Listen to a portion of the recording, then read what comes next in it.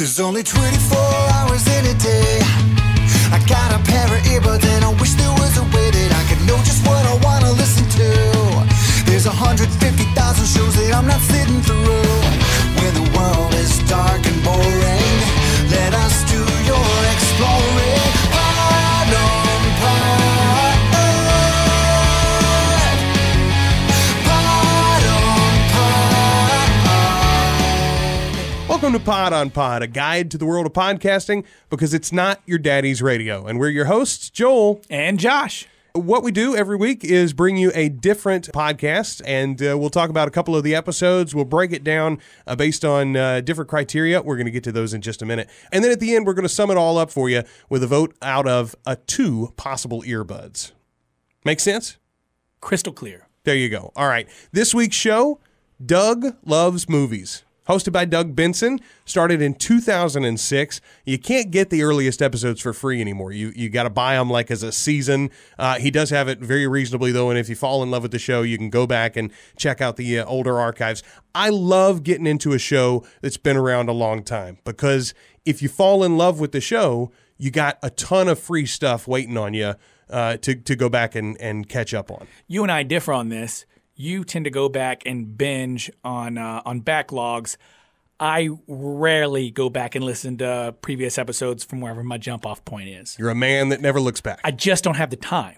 It's not about time. If I find like really quality content, a lot of times I want to know. One of the great things about podcasting is that the running gag can be taken to its illogical extreme. I mean, you got podcasts that have been around for 400 and 500 episodes, and there's a gag that has literally built on itself from the very first ones sometimes. Now, the downside of that is like, if you're a nerd, like, comic books of old, they got this long continuity that sometimes is too thick to break through. The upside of it is you can really get a long-term relationship with the hosts and the show itself. And I love that about And you can become part show. of the show. On most of these podcasts, you can literally become part of the show. Yeah. It is a really intimate relationship. And that's one of the things that makes us passionate about it. It's one of the things that made us want to start this show. So let's get to it. Here's the way that we break down every podcast as we come to them week to week. We're going to talk to you about audio quality. We're going to talk to you about host likability. And I know that's a little bit subjective, but guess what? We're your subjects. We're going to talk to you about production values, and then we're going to talk to you about the content itself. And then again, we're going to wrap everything up with our final decision out of 2 possible earbuds. 1, 2, maybe we give it 0, maybe we give it half earbuds, who knows? That's the way that we're going to tell you whether or not it's a subscribe or not. It would have been very unfair for us to listen to one episode of Doug Loves Movies and review it. That's a very good point. So what we chose to do was to listen to 3 episodes, and we didn't tell each other which episodes we were listening to, so I'm sure the 3 episodes that you listened to were different than the 3 episodes I listened to. I'm certain, yeah. I listened to the March 5th, the January 15th, and the December 24th episodes. Because they're not numbered, right?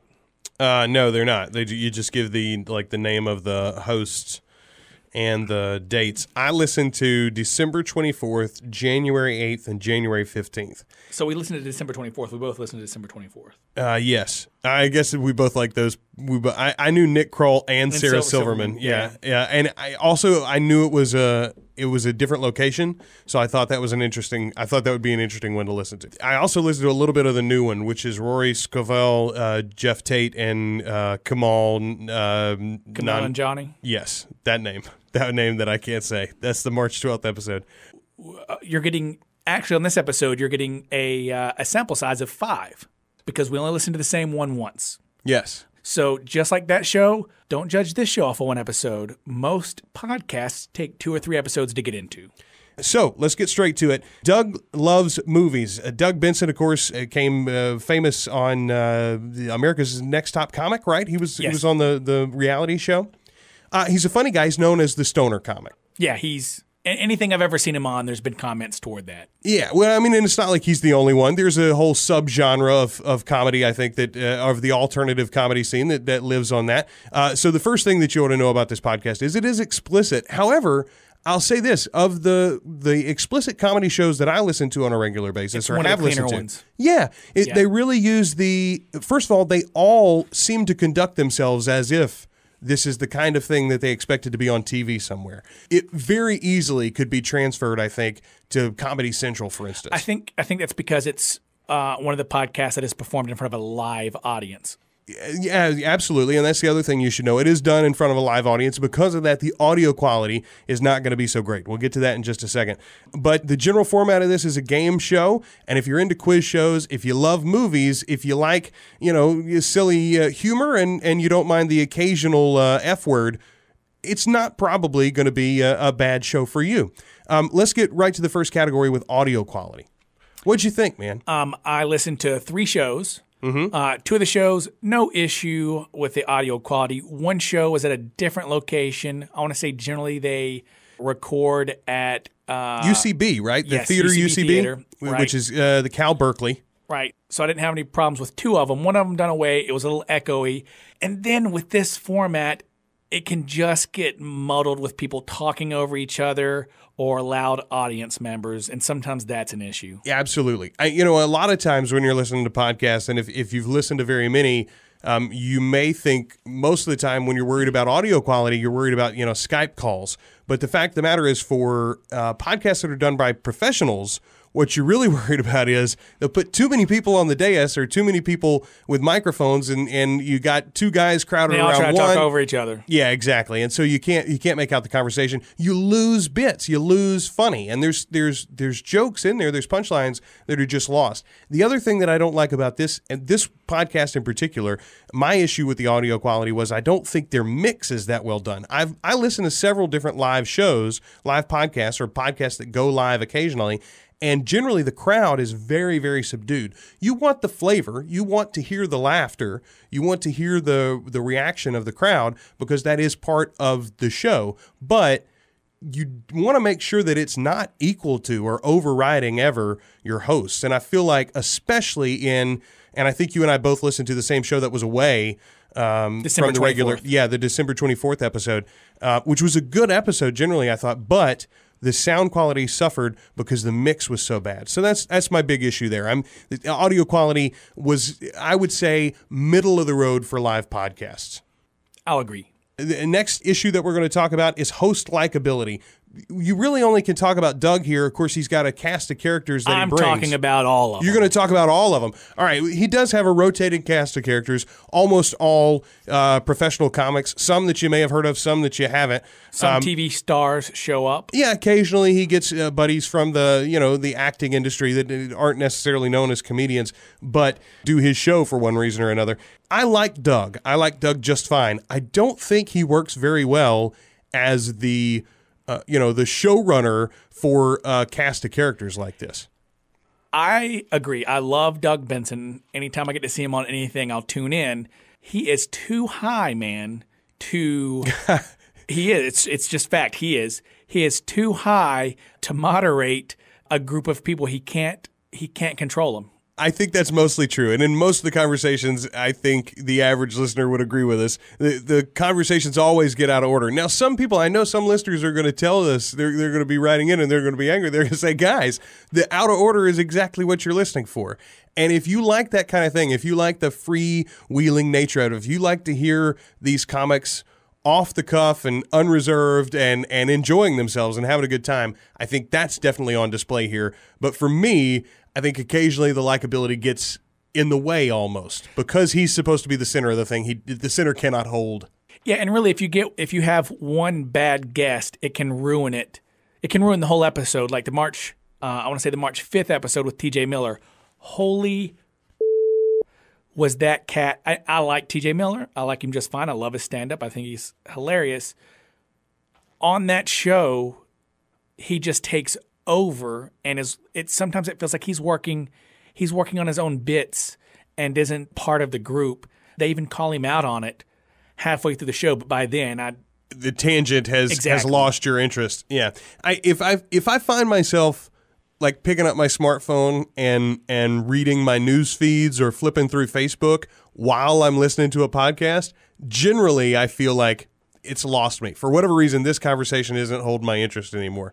Because it's hard to read an article or something while you're also following a conversation going on in a podcast. I think that's a good indicator that things have gone off the rails. Let's talk a little bit about the production values. There's not a ton here. There aren't a lot of sounders or sound effects or anything like that. Really none that I could notice, other than the theme song, the intro and the outro song. Now, my biggest problem here, and almost all the live shows that I know of do this, because they play the theme song live there on the scene, that's what you hear in the show itself. In the audio recording that you're getting, the file that you're getting, you don't get the theme song as an MP3 laid into the mix or something. You get it live right there in the room. I hate that. How much trouble would it be for a producer, especially in a case where you got professional comedians, you got a producer, I know you got a crew, you got interns or something there doing the show. How hard would it be to just take your intro and your outro music and lay it on top of the live audio file of you in the room? This is an issue that does not bother me at all. And I think this is where we're going to contrast here is you're going to be much more involved when it comes to how it's edited, how it's produced, and things like that. I'm coming from it as the average Joe sitting on the couch eating some potato chips or listening while I'm driving or mowing my yard. Yeah, absolutely. And meanwhile, I'm coming from an audio professional background. I mean, this is what I do every day. Yeah, so that doesn't bother me in the least. Well, it irked me, but this is not the only show that does it. So again, if you listen to live podcasts, I don't think this is going to be a deal breaker for you. So overall, the production values are okay. The mix was an issue, but again, that really is more about audio quality, and I think it might be just a miking issue. If you got this many people mic'd on stage, sometimes it's going to get away from you. Let's get to the content itself. So the game, the way that they play the game, and we haven't actually set up this structure. I'll tell you this, if you just jump into the podcast midstream, you're lost. Yeah, because they don't ever explain the rules of the game, the way the game is structured. They reference it by name. The comedians don't even understand. The guests don't even understand the game. Unless they're regulars, you're right. So what they do, the main part of the game is called the Leonard Maltin game. And what they do is they use the reviews of Leonard Maltin. This is what I'm surmising, by the way, from the 3 episodes that we listened to. I think you're right. So what they do is they use Leonard Maltin's reviews. I'm assuming this is a book or a website somewhere that you can access. They use Leonard Maltin reviews. He has, Doug Benson has categories set up with cute names, i.e., you used a great one earlier. Forrest Chump. Forrest Chump. And that category would be this movie or these movies are going to contain someone getting killed in the woods. Yes. Okay. So, and then he'll give you years. Hey, I've got a movie from 83 and a movie from 2008. And here's one from 2012. And you say, all right, I'll take the 2008 movie. Excellent. And he'll read you a few blurbs from that Leonard Maltin review. He'll give you how many stars it got.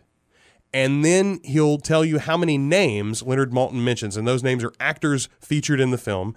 And you, as the contestant who is up, you have to say, okay, I can name that. Let's say there were 10 names mentioned in the entry. You can say, I can name that movie in 6 names.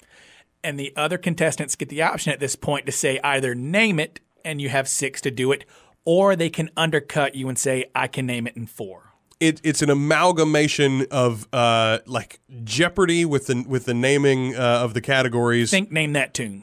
Yeah, it's Jeopardy and Name That Tune, except conceived of by stoners. So just the idea of it, I love. Yeah, it's a fun game. Yes. And if it was played straight, again, as I said, if this was mounted as a Comedy Central show, I think it could be very, very successful. I think it could be, if it is mounted as a game show, I think it could be very successful. But what happens is before you even get to the game portion, there's a chat portion, which is where I get lost most of the time. You know, it's kind of funny.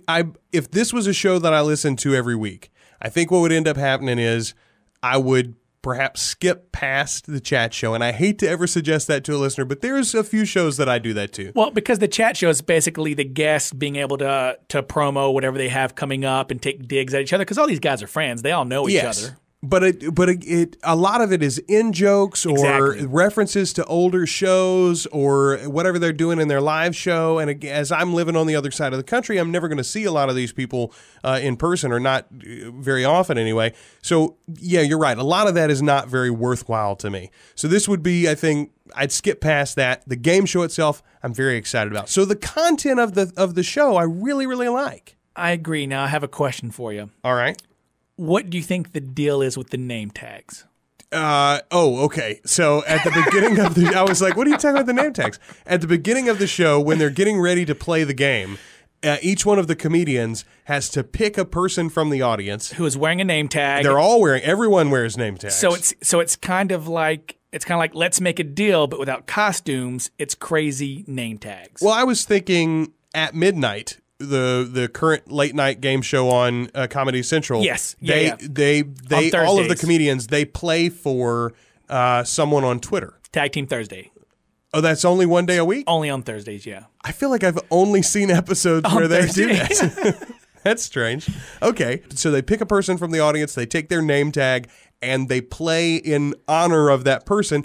The idea is that the prizes that are available at the end of the show will go to someone in the audience, not the comedians on stage. And every comedian brings something to contribute to the prize bag. And they're kind of mostly. I mean, it's not. Some of them are funny. Some of them aren't. Yeah, sometimes it's like a candy bar. Doug often goes, for instance, several of the episodes I heard, he had recently been a member of the panel on At Midnight, for instance, and they give him as a thank you a box of cookies or something, and so he gives the box of cookies as part of the prize package. Right. You know, there's some swag from your last movie you did or the show that you're on or whatever. All that stuff goes in the prize package, and the folks will walk away with it from the home audience. So that part of it is fun. And again, it all goes back to this show is really built around the audience that's there, not the audience on the podcast. Exactly, yes. And what really grinds my gears is that it seems like no one cares about the game.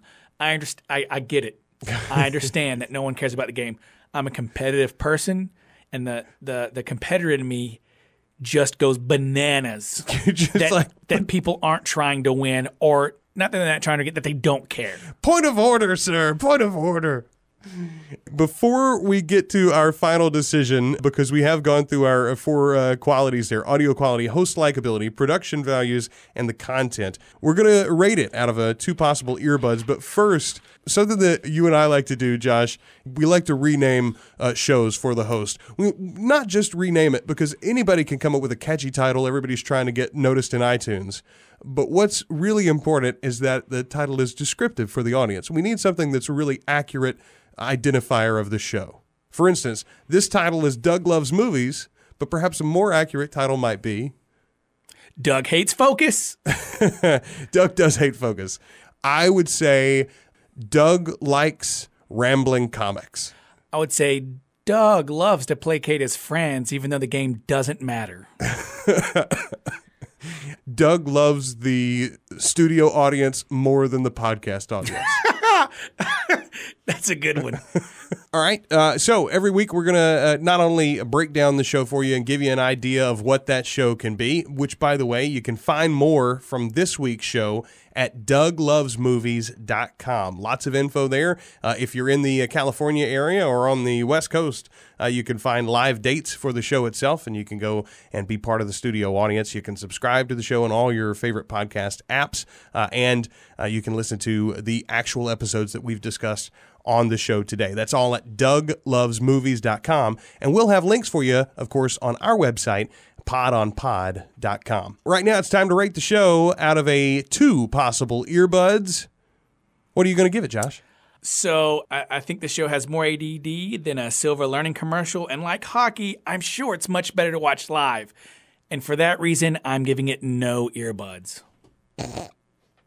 No earbuds? That's cold, sir. I'm not even going to listen.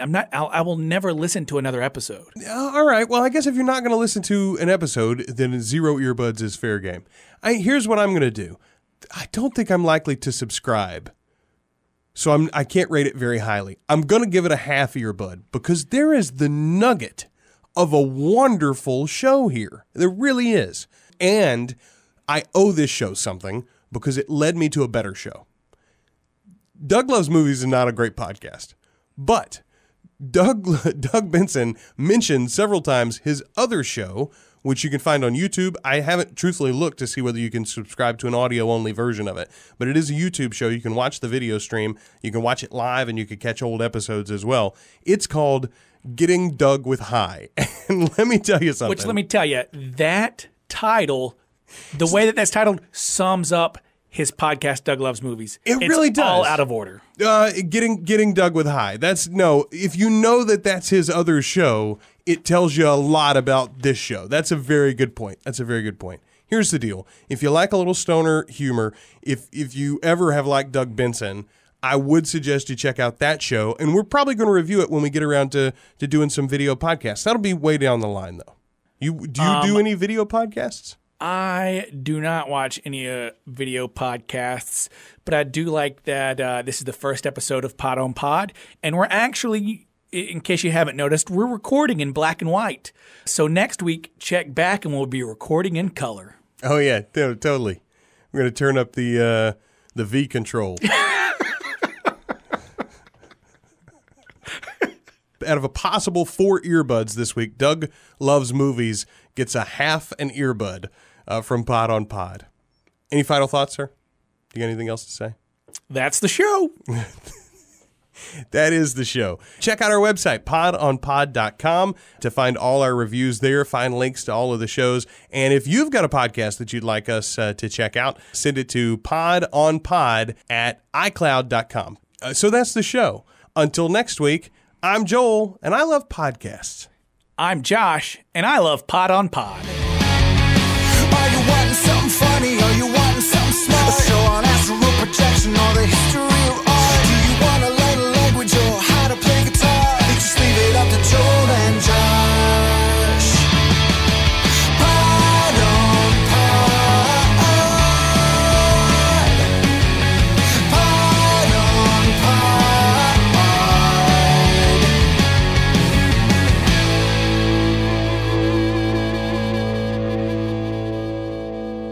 Pod on Pod is a proud member of the Procast Network, a ProCreate production. ProCreate is a community of artists in film, music, the digital arts, and fine arts that helps connect and collaborate on projects. You can find out more at www.teamprocreate.com. Also, be sure to check out the Non-Content Podcast if you're a fan of gaming and or anime. The Pod on Pod theme song is written and performed by Adam Dale. Find his music in iTunes and more information about him on our website. Our musical guest this week is Proyecto Ellipsis, and you can find more information about them in the description.